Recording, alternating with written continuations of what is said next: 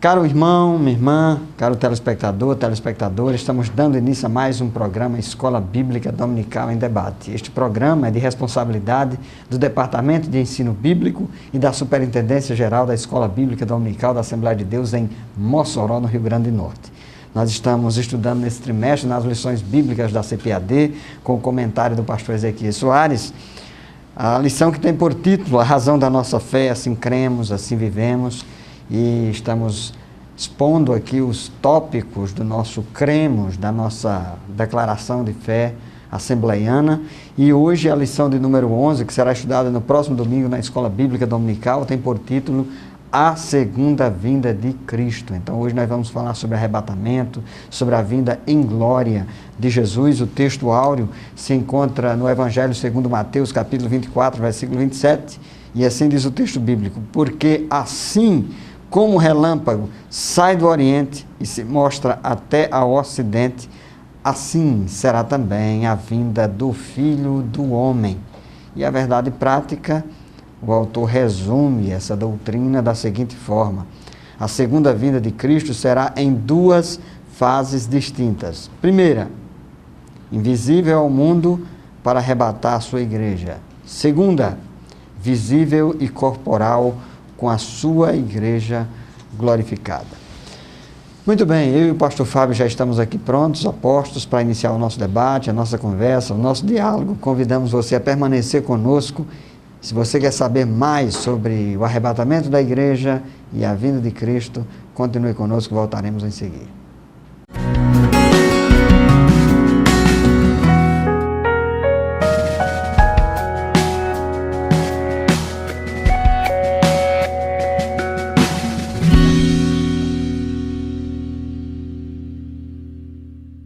Amados telespectadores do programa Escola Bíblica Dominical em Debate, estamos de volta hoje numa lição muito especial a respeito da segunda vinda de Cristo.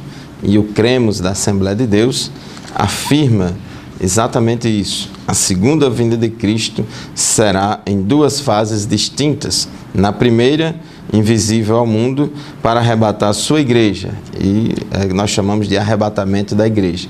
E a segunda fase da segunda vinda de Jesus, visível e corporal com a sua igreja glorificada. Então essa é a doutrina da segunda vinda de Cristo, que nós professamos e cremos, que Jesus virá outra vez aqui na terra, só que ele vai vir em duas etapas. Na primeira etapa, invisível ao mundo, será o arrebatamento da igreja para buscar os fiéis da terra, não pisará no solo. E na segunda etapa, 7 anos após a primeira, será a segunda etapa da vinda de Cristo, visível, todo olho verá, corporal, e já vindo com a sua igreja glorificada para, por fim, o governo do anticristo, por fim, a grande tribulação e implantar o seu reino milenial aqui na terra. Então este é o assunto da nossa lição de hoje, e são assuntos dentro da escatologia. A escatologia é o estudo da doutrina das últimas coisas, é a parte da teologia que estuda a respeito dos eventos do porvir, a respeito das coisas que irão acontecer no plano escatológico. E justamente o tópico 1 da nossa lição fala sobre os eventos do porvir. E uma coisa muito importante no estudo da escatologia, que queremos aqui chamar a atenção dos nossos telespectadores, é que devemos estudar escatologia com base na revelação bíblica e não com base em especulações, com base em curiosidades. Os eventos do porvir que estão registrados na Bíblia Sagrada, eles servem, o objetivo, o propósito é de nos dar esperança, é de nos deixar vigilantes, atentos, alerta à proximidade da volta de Jesus e estarmos preparados para este dia glorioso. A igreja, ela não está esperando a grande tribulação, a igreja espera o arrebatamento da igreja.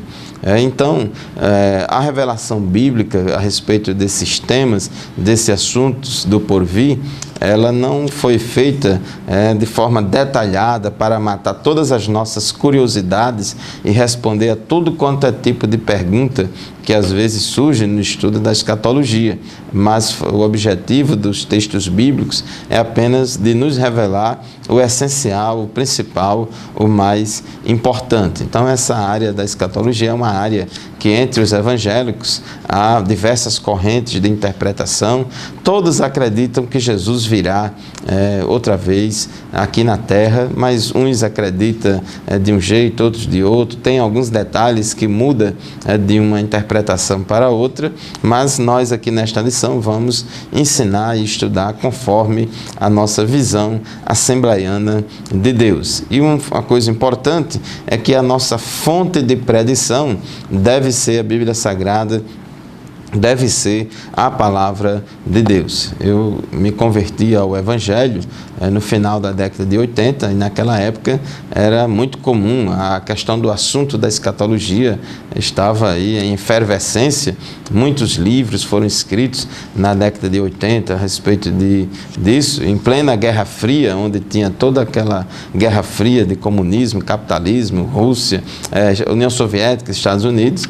Então, os livros de escatologia tinham tanta interpretação, era tanta coisa, que depois que caiu o Muro de Berlim, foi dissolvida a União Soviética, foi necessário reescrever muitos livros de teologia. Por quê? Porque muitas predições foram feitas com base em questões econômicas e políticas da época e não com base no texto bíblico. A gente tem que entender que a Bíblia ela não revela todos os detalhes. Então nós devemos ir somente até onde a Bíblia revela. Então a nossa fonte de predição a respeito dos eventos do porvir é a Bíblia Sagrada, a Palavra de Deus. Inclusive, pastor José Roberto, não é só os evangelhos, as epístolas e o livro de Apocalipse, que fala a respeito de eventos do porvir, mas no Antigo Testamento, um livro que também fala muito sobre este assunto é o livro do profeta Daniel. É isso mesmo, pastor Fábio. Inclusive, o próprio Jesus faz menção ao livro de Daniel, dizendo que quem lê, entenda. Então, a gente aproveita para utilizar essa máxima doutrinária da declaração de Jesus para dizer que o estudo escatológico precisa ser com base na leitura do texto bíblico. É quem lê, entenda, não é quem lê, invente. Então tem muita gente que se aproveita dessa dimensão escatológica para tratar de assuntos do futuro, e nós observamos às vezes muitas especulações, muitas invencionices sem qualquer respaldo bíblico. E o livro de Daniel é um livro que, de fato, fundamenta o estudo escatológico. Nós temos no Novo Testamento o livro do Apocalipse, que trata das coisas que haverão de acontecer, mas o livro de Daniel, já lá no Antigo Testamento, traz muitas predições em relação ao futuro e algumas delas já cumpridas. Isso porque, conforme aqui o ponto 1.2 da nossa lição, o destino dos impérios da antiguidade foi antecipado por Daniel através da revelação que ele recebeu de Deus. Então nós temos aí historicamente alguns impérios, o Império Medo-Persa, o Império Romano, o Império Babilônico. Então foram impérios que foram estabelecidos e Deus deu visões. Quando não deu visões ao próprio Daniel, deu a interpretação para que Daniel reportasse e falasse a respeito desses impérios. Daniel também foi revelado a ele as 70 semanas que estão destinadas ao povo de Israel. E dessas 70 semanas, 69 já se cumpriram. E a igreja justamente está nesse intervalo da semana 69 e da semana 70. E essa semana 70 vai se iniciar por ocasião da vinda de Cristo para reinar. Será o período aí do milênio, e aí nós temos onde vai se iniciar o apontar para o período do milênio, melhor dizendo. Então, o que nós temos aqui são profecias já lá no Antigo Testamento, várias delas, não apenas no livro de Daniel, e algumas dessas profecias, elas já se cumpriram. Dentre elas, essas que fazem alusão à vinda de Cristo e algumas delas, mais especificamente, à vinda de Cristo para reinar. Isso você vai entender na lição de hoje, eu gostaria de deixar muito claro, porque o enfoque do Antigo Testamento é com base em Israel. Portanto, a vinda de Jesus, geralmente quando ela é mencionada no Antigo Testamento, no livro de Daniel e nos livros proféticos como um todo, faz alusão ao futuro e à vinda de Jesus para reinar durante 1000 anos. E aí, o arrebatamento da igreja, mais propriamente, é uma doutrina cujo foco está na igreja do nosso Senhor e Salvador Jesus Cristo. Pastor Fábio, aí também nesse ponto 1.3 se fala sobre as diásporas judaicas, que são as profecias que apontam de antemão para a dispersão do povo judeu. Nós temos aí profecias que já apontavam para a dispersão do povo judeu no período lá do cativeiro babilônico, mas ainda se fala também de uma outra dispersão que haverá de acontecer no futuro. Isso mesmo, pastor José Roberto. É importante, meu querido telespectador, um aspecto que o pastor José Roberto colocou nesse estudo da escatologia. As profecias do Antigo Testamento a respeito da volta de Jesus se referem mais à segunda etapa da vinda de Cristo. E essa questão do arrebatamento da igreja, a primeira etapa, é uma doutrina revelada somente no Novo Testamento. E quando a gente estiver lendo os textos bíblicos que falam da volta de Jesus, no Novo Testamento, é importante a gente procurar saber se aquilo se refere à primeira etapa ou à segunda etapa da vinda de Cristo, como também, pastor José Roberto, se está se referindo a Israel ou à igreja. Então é bom a gente fazer essa distinção. Mas o nosso primeiro bloco já se encerrou, vamos fazer o nosso primeiro intervalo e daqui a pouco a gente retorna para continuar o assunto da nossa lição. Fique conosco.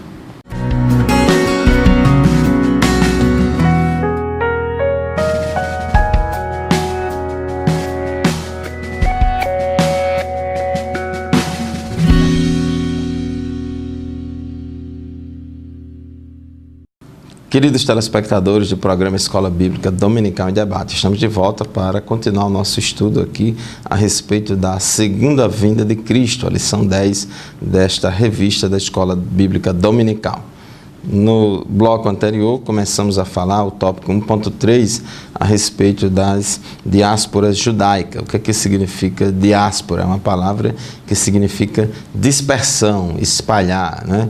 E os judeus, eles foram expulsos da sua terra, foram levados cativos para a Babilônia. Teve essa primeira dispersão, inclusive as 10 tribos do norte foram dispersas bem antes, né? Em 722, quando a Assíria invadiu o Reino do Norte, em Israel, e depois em 586 a.C., veio aí a dispersão dos judeus, né, do Reino do Sul para a Babilônia.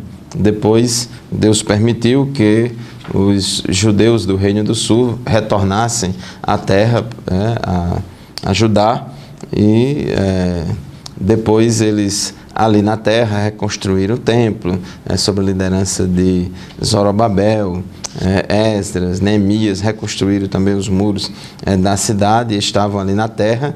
Quando Jesus veio ao mundo, os judeus estavam lá em Jerusalém, estavam em Israel, o templo estava lá funcionando, inclusive Herodes reformou aquele templo construído por Zorobabel, só que Jesus profetizou que os judeus iam sofrer outra diáspora. Jesus profetizou que ia haver uma invasão lá em Jerusalém, iam derrubar aquele templo, não ia ficar pedra sobre pedra, e os judeus seriam espalhados por toda a terra. Inclusive, em Lucas 21, 24, Jesus afirma o seguinte: e cairão a fio de espada, e para todas as nações serão levados cativos, e Jerusalém será pisada pelos gentios, até que os tempos dos gentios se completem. Então, Jesus profetizou a respeito da destruição de Jerusalém, a qual ocorreu no ano 70 depois de Cristo.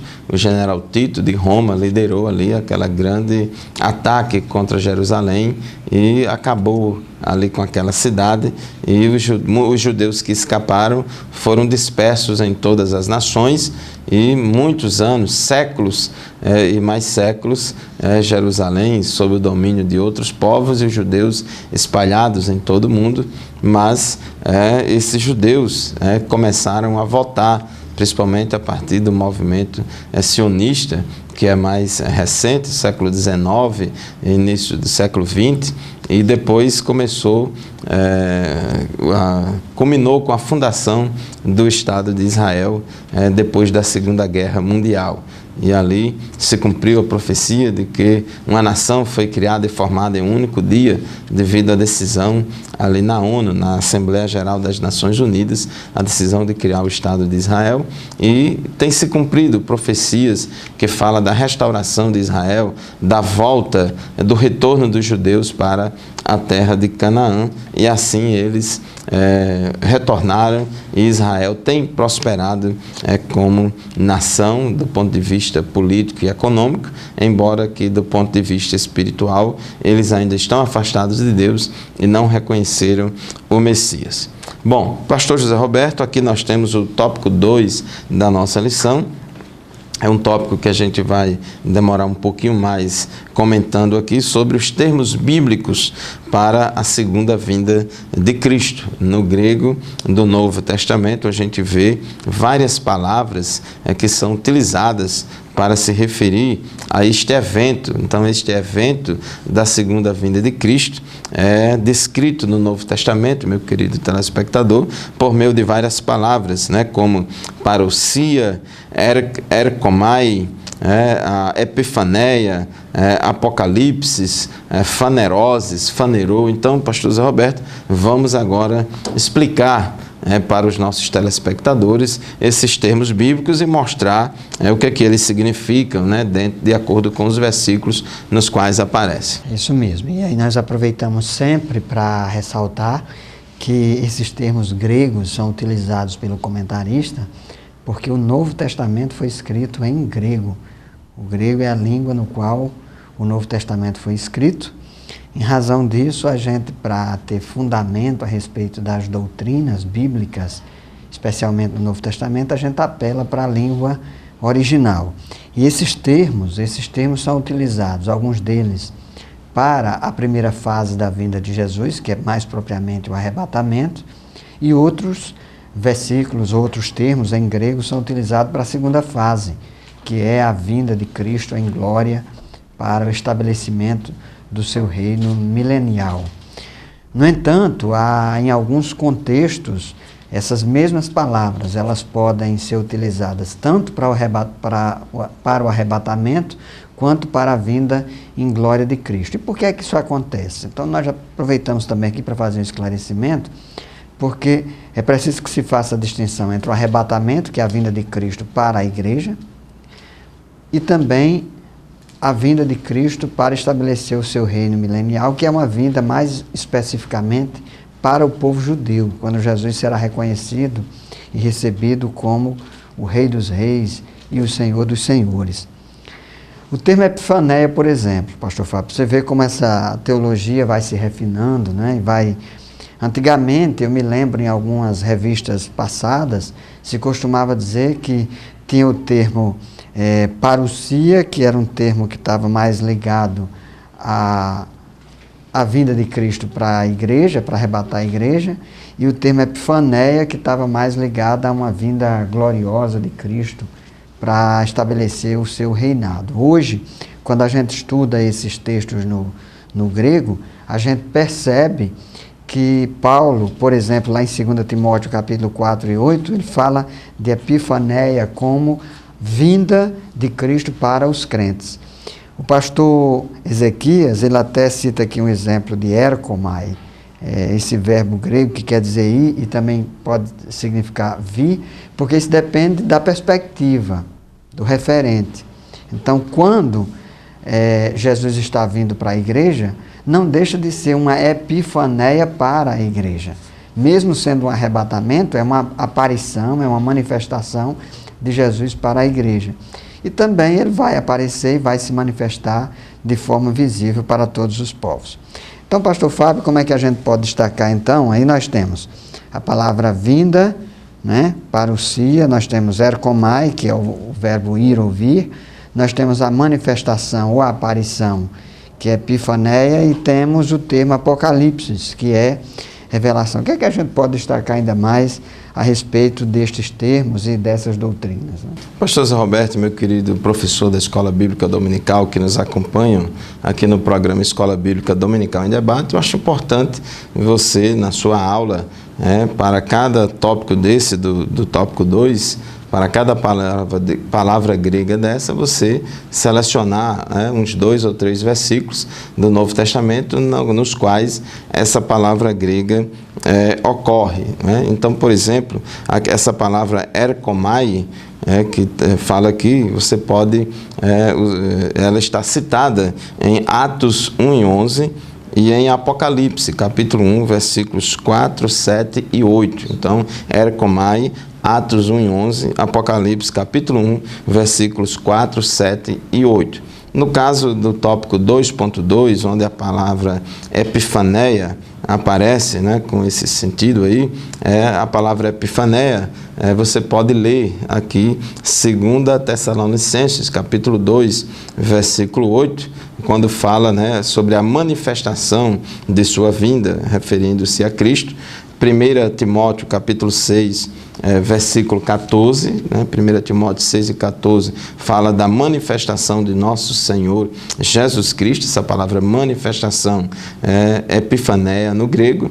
E Tito 2 e 13 diz que a gente está aguardando a bem-aventurada esperança e o aparecimento ou a epifaneia do grande Deus e nosso Senhor Jesus Cristo. Bom, mas o nosso tempo do segundo bloco já terminou, vamos fazer mais um intervalo e daqui a pouco a gente retorna para continuar o nosso estudo a respeito dos termos bíblicos usados para se referir à segunda vinda de Cristo. Fique conosco.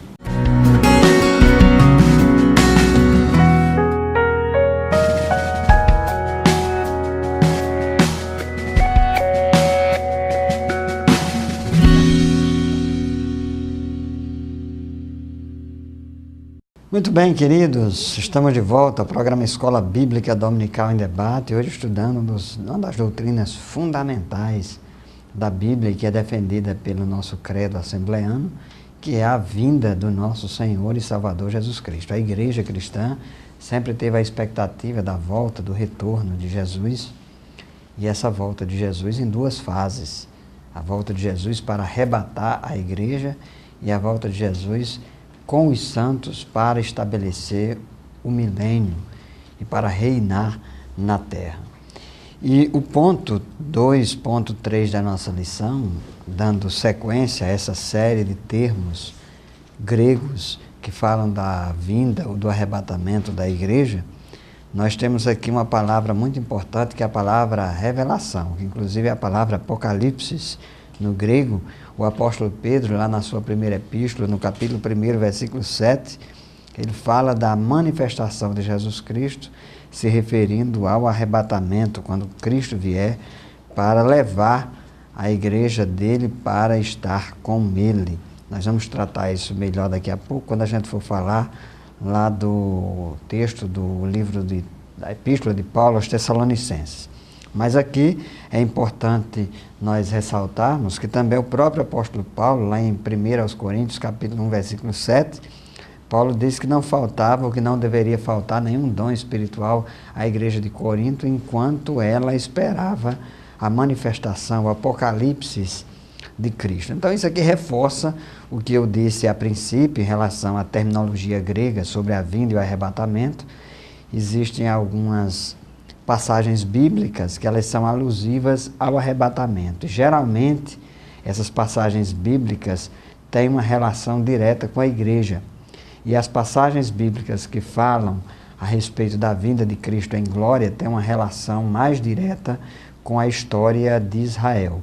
o pastor Fábio aqui já citou, que é fundamental na hermenêutica escatológica ou na interpretação escatológica, a gente fazer essa distinção entre as passagens bíblicas que fazem referência à igreja e as passagens bíblicas que fazem referência a Israel.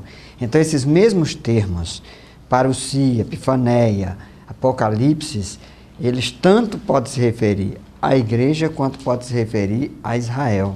Tanto a vinda de Cristo para arrebatar a igreja, quanto a vinda de Jesus para o estabelecimento do reino milenar. Como é que eu sei? Vendo o contexto, avaliando se a passagem é no Novo Testamento, se é no Antigo Testamento. Então, são alguns critérios que poderão ajudar na interpretação da escatologia bíblica e mais especificamente sobre a vinda de Jesus. Muito bem, pastor Fábio, aqui nós temos no terceiro ponto da nossa lição, então nós vamos nos voltar aí mais especificamente para os aspectos da cronologia escatológica. Então nós temos uma sequência de eventos que os irmãos precisam mais ou menos conhecer para não fazerem confusão. O que é que vai acontecer antes? O que é que vai acontecer depois? Então é importante esclarecer aos nossos irmãos, né? Isso mesmo, pastor Zé Roberto. Meu querido telespectador, é só um momentinho antes da gente entrar no tópico 3 da nossa lição, eu gostaria de dar aqui um subsídio para você. Há uma outra palavra grega usada no Novo Testamento para se referir também à vinda de Cristo, que é faneroses, que é a manifestação. Fanerose significa manifestação. Então, essa palavra, né, fanerou, que é a forma verbal de faneroses, ela ocorre em Colossenses, capítulo 3, versículo 4, em 1 Pedro, capítulo 5, versículo 4, e em 1 João, capítulo 3, versículo 2. Então, você pode anotar aí, fanerou, que é o verbo que significa manifestar, está lá em Colossenses 3 e 4, 1 Pedro 5 e 4 e 1 João 3 e 2. Muito bem, com relação aos eventos da segunda vinda de Cristo, nós como igreja estamos aqui na terra e estamos aguardando o arrebatamento da igreja. O arrebatamento da igreja vai ser um evento que vai desencadear muitos outros eventos que seguirão após o arrebatamento da igreja. Então, esse arrebatamento da igreja, conforme está aqui na nossa leitura bíblica em classe, em 1 Tessalonicenses, capítulo 14, versículos 13 a 18, está aqui na nossa Bíblia, leitura bíblica em classe, diz no versículo 17 que seremos arrebatados juntamente com ele nas nuvens a encontrar o Senhor nos ares, e assim estaremos sempre com o Senhor. Então, este é o arrebatamento, é o evento, é o que a igreja espera. A esperança da igreja é o arrebatamento. A igreja não está esperando a grande tribulação, a igreja não está esperando as pragas do Apocalipse, né? A igreja não está esperando o anticristo, mas ela está esperando o arrebatamento da igreja, que é um evento que vai marcar aí um cronômetro escatológico. E esse evento vai ser num momento de uma fração de tempo muito pequena. Vai ser rápido. Inclusive, 1 Coríntios, capítulo 15, versículo 52, diz assim: no momento, no abrir e fechar de olhos, ao ressoar da última trombeta, a trombeta soará, os mortos ressuscitarão incorruptíveis e nós seremos transformados. Então, esse texto aqui ele está junto com aquele, fala do mesmo assunto lá de 1 Tessalonicenses, capítulo 4. E o interessante é que ele coloca aqui essa expressão, no momento, essa expressão no grego significa átomos. Átomos, que é a palavra que você já deve ter ouvido falar, que se refere átomo à menor divisão da matéria, a menor partícula de matéria. E no caso aqui, átomos, para se referir ao tempo, significa a menor fração de tempo. É muito rápido, inclusive ele usou também aqui, no momento, no abrir e fechar de olhos. Então, o arrebatamento da igreja, Jesus virá para arrebatar, raptar a sua igreja aqui na terra, e este evento será instantâneo, muito rápido, numa fração de segundos, e a igreja será arrebatada. Inclusive, diz aqui a palavra de Deus: depois nós, os que ficarmos vivos, seremos arrebatados juntamente com eles. Por que diz no versículo 17, depois nós? Porque no versículo 16 diz que quando Jesus vier arrebatar a igreja, nós não precederemos os que dormem. Então, aqueles que morreram em Cristo, os cristãos que já morreram, eles vão ressuscitar primeiro, e depois que eles ressuscitarem, ato contínuo, então nós seremos transformados, nós seremos arrebatados e subiremos juntos com aqueles que ressuscitaram primeiro. Todos nós, juntamente com eles, vamos para o céu, vamos a encontrar o Senhor nos ares. Inclusive, aqui em 1 Coríntios, capítulo 15, versículo 53, diz que é necessário que este corpo corruptível se revista da incorruptibilidade e que o corpo mortal se revista da imortalidade. Assim como aqueles que já morreram ressuscitarão com um corpo glorioso, os que estiverem vivos, nós, a igreja que for arrebatada, vai também passar por essa transformação do corpo e teremos um corpo glorioso ao corpo de Cristo. Então, o pastor José Roberto também corrobora com Filipenses 3:21, que a gente vai ter um corpo glorioso semelhante ao corpo de Cristo, e esse evento, chamado de arrebatamento da igreja, vai ser secreto ao mundo. Jesus virá para os seus, para os fiéis, para raptá-los aqui da terra, e vai ser muito rápido, no momento, no abrir e fechar de olhos. É isso mesmo, e nós, dando sequência a essa cronologia, o que nós percebemos aqui é que logo após o arrebatamento da igreja, sucederá uma série de outros eventos, dentre elas a grande tribulação, e nós teremos nos ares o julgamento aí dos galardões, né? O bema, o julgamento das obras da igreja, e depois nós teremos, depois de 7 anos, a volta de Cristo em glória, onde ele virá para estabelecer o seu reino milenar. Mas nós vamos falar a respeito desses aspectos ou desses pontos cronológicos da escatologia depois do nosso intervalo, do nosso bloco. Continue conosco, nós voltaremos rápido, muito rapidinho.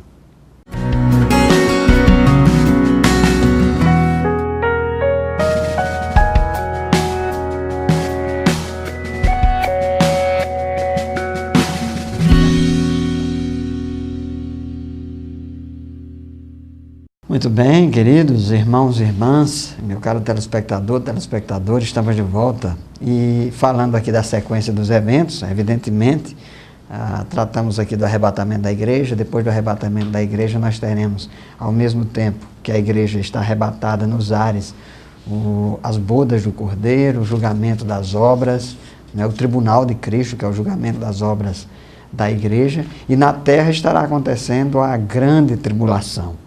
E depois da grande tribulação, depois dos 7 anos, nós teremos a vinda de Cristo em glória. O comentarista aqui, ele não coloca propriamente nesta sequência, na sequência real dos eventos. Então é preciso que a gente tenha um pouco de cuidado para não confundir a ordem. Então, evidentemente, esse ponto 1, ponto 2, que fala sobre a vinda de Cristo em glória, vai acontecer justamente depois do período da tribulação, da grande tribulação, bem como do período do tribunal de Cristo e das bodas do Cordeiro. Então vamos falar o que é que nós podemos destacar em relação à vinda de Cristo.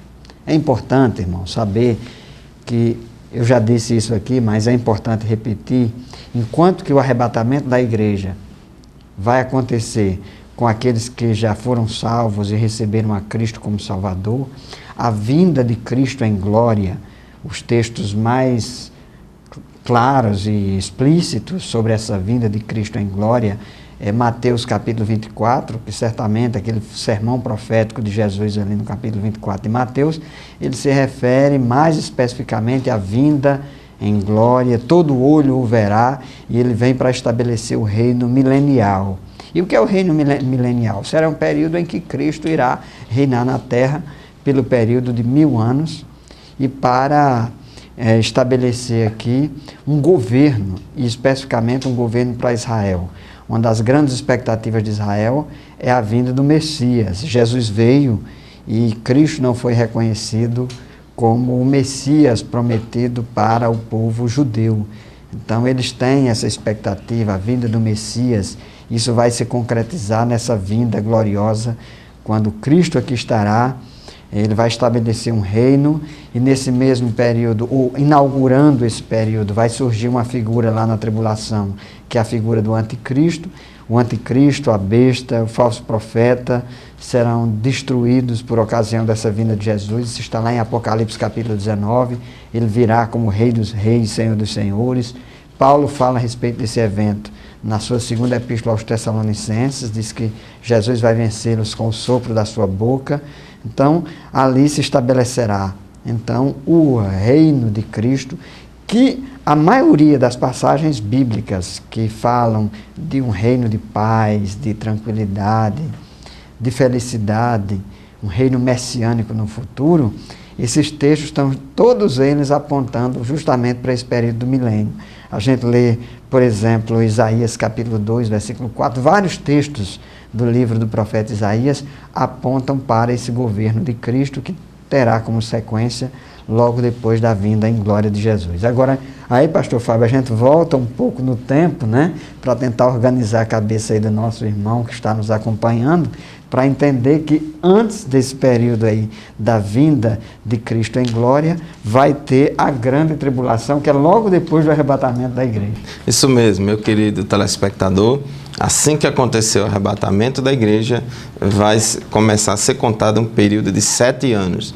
Então, logo após o arrebatamento da igreja, a igreja no céu vai participar do tribunal de Cristo para receber a recompensa pelas suas obras, os galardões, e em seguida participar das bodas do Cordeiro. E nesse período, aqui na terra, vai estar acontecendo a grande tribulação. Vai ser um período de 7 anos de grande tribulação. Inclusive, Jesus falou em Marcos capítulo 13, versículos 19 e 20, porque aqueles dias serão de tamanha tribulação como nunca houve desde o princípio do mundo que Deus criou até agora, e nunca jamais haverá. Então vai ser um período de grande aflição. Está descrito, a pessoa fala, muita gente fala, as pragas do Apocalipse, os selos, as trombetas, aquelas coisas terríveis que estão escritas lá do capítulo 6 ao capítulo 18 de Apocalipse. Então, tudo aquilo ali vai acontecer durante esses 7 anos da tribulação que vai acontecer aqui na terra. A igreja não passará pela grande tribulação, não estará aqui na terra durante a grande tribulação, ela será arrebatada antes da grande tribulação. E esses eventos, as coisas que vão acontecer, elas estão registradas do capítulo 6 ao capítulo 18 do livro de Apocalipse. E durante esse período da grande tribulação, vai reinar o anticristo aqui na terra, e vai ter todos aqueles acontecimentos que estão registrados no livro de Apocalipse. Na primeira metade dos 7 anos da grande tribulação, ele vai fazer um concerto com Israel. Logo no início da grande tribulação, ele vai resolver muitos problemas econômicos, sociais, aquele cavalo branco que vai resolver muitos problemas, mas depois disso vai acontecer muitas mortes, muitas guerras, sangue, muitas perseguições. Quando ele romper o pacto com Israel, vai haver muita perseguição contra todas as pessoas que adorarem ou servirem a qualquer Deus que não seja o anticristo. Na segunda metade da grande tribulação, ele vai querer ser adorado como um Deus, e vai perseguir os judeus, e vai perseguir também os cristãos que se converterem durante a grande tribulação. Durante a grande tribulação, o Espírito Santo não vai sair da terra. O Espírito Santo é onipotente, o Espírito Santo é onipotente também, mas também ele é onipresente, e ele vai continuar atuando durante a grande tribulação, e vai convencer pecadores do pecado, da justiça e do juízo, embora que nesse período vai ser muito difícil as pessoas se converterem, não vai ser fácil, vai ser um período de muita perseguição, então não vai ser muita gente que vai se converter, como agora muita gente se converte antes da grande tribulação, não. Então vai ser um período de muita perseguição religiosa durante a grande tribulação. Então, pastor José Roberto, mas graças a Deus que a igreja não está esperando o anticristo, não está esperando a grande tribulação, a igreja está esperando o arrebatamento, o encontro do Senhor nos ares, para estarmos para sempre com o Senhor. É isso mesmo, pastor Fábio. Inclusive, nós sabemos aqui pelos textos bíblicos que a igreja será preservada desse período da tribulação. Isso porque enquanto está acontecendo o período da tribulação, a grande tribulação, inclusive alguns teólogos fazem a distinção entre o período da tribulação, que seria os 3 anos e meio, os primeiros 3 anos e meio, e a grande tribulação, que seria os últimos 3 anos e meio dessa composição de 7 anos, no qual haverá uma intensidade maior de perseguição por parte do anticristo. Enquanto tudo isso está acontecendo na terra, no céu, a igreja estará arrebatada nos ares e ali estará celebrando. O ponto aí 3.4 fala do tribunal de Cristo e as bodas do Cordeiro. É as bodas do Cordeiro porque a grande esperança da igreja, a expectativa da igreja, que é a noiva, é de encontrar o seu noivo amado. E Jesus é o noivo da igreja, a igreja é a noiva. Essa é uma metáfora que é muito utilizada ao longo dos textos bíblicos no Novo Testamento. Então lá nos ares acontecerá, digamos assim, essa celebração, essa cerimônia espiritual, esse encontro entre a igreja e Cristo, o noivo. E também ali acontecerá o tribunal de Cristo, o bema, que é um termo utilizado, um termo técnico utilizado em grego, para se referir ao julgamento das obras dos crentes. Aqui não se trata, cuidado para não confundir, com o julgamento do grande trono branco, que é o que vai acontecer mais adiante. Isso aqui é um julgamento que vai acontecer logo após o arrebatamento da igreja, cujo foco será as obras, as ações, aquilo que os crentes fizeram ou deixaram de fazer. Então não será um julgamento para salvação ou para condenação, será um julgamento para reconhecimento daquilo que se fez. Então será o julgamento dos galardões, é o termo que mais a gente utiliza. Então, pastor Fábio, com essa sequência aqui, a gente fecha a cronologia dos eventos. E o que é que a gente pode destacar aí, a guisa de conclusão, diante de tudo que nós estudamos hoje, né? Pastor Zé Roberto, realmente, meu querido telespectador, durante esse período da grande tribulação, e com mais intensidade ainda na segunda metade da grande tribulação, nos últimos 3 anos e meio da grande tribulação, vai acontecer muito juízo e muito julgamento de Deus aqui na face da terra. Mas tem uma palavra de consolo para a igreja. Inclusive, a gente estudar a escatologia, o objetivo é consolar a igreja, confortar a igreja. O objetivo da escatologia é gerar esperança e não medo, terror. Tem gente que tem medo. Diz consolar-vos uns aos outros com essas palavras. Exatamente, consolar-vos uns aos outros com essa palavra, quando ele falou sobre arrebatamento. E ele disse também em 1 Tessalonicenses 1:10, e para aguardardes dos céus o seu Filho, a quem ele ressuscitou dentre os mortos, Jesus, que nos livra da ira vindoura, ou nos livra da ira futura, conforme a tradução. Então, Jesus, ele nos livra dessa ira futura, que é exatamente os juízos divinos que vão acontecer durante a grande tribulação. E ele também prometeu em Apocalipse, capítulo 3, versículo 10, porque guardaste a palavra da minha paciência, ou da minha perseverança, conforme a tradução, também eu te guardarei da hora da provação que há de vir sobre o mundo inteiro, para experimentar os que habitam sobre a terra. Então, quem guarda a palavra de Deus, quem serve a Deus, está livre, guardado desse período de juízo que vai acontecer durante a grande tribulação. Os crentes que estiverem durante a grande tribulação são pessoas que já vão se converter depois do arrebatamento da igreja. É isso mesmo. Portanto, se você está com Jesus ou em Jesus, não há motivos para você temer o Apocalipse. O Apocalipse não assusta aqueles que estão guardados em Cristo. Nós estamos encerrando o nosso programa, o debate continua lá na Escola Bíblica Dominical da sua congregação. Não deixe de frequentar, não deixe de participar. Fiquem todos na paz do Senhor e até o próximo programa, se Ele mesmo permitir. A paz do Senhor, Deus abençoe você e até o próximo programa, se Deus quiser. A paz do Senhor.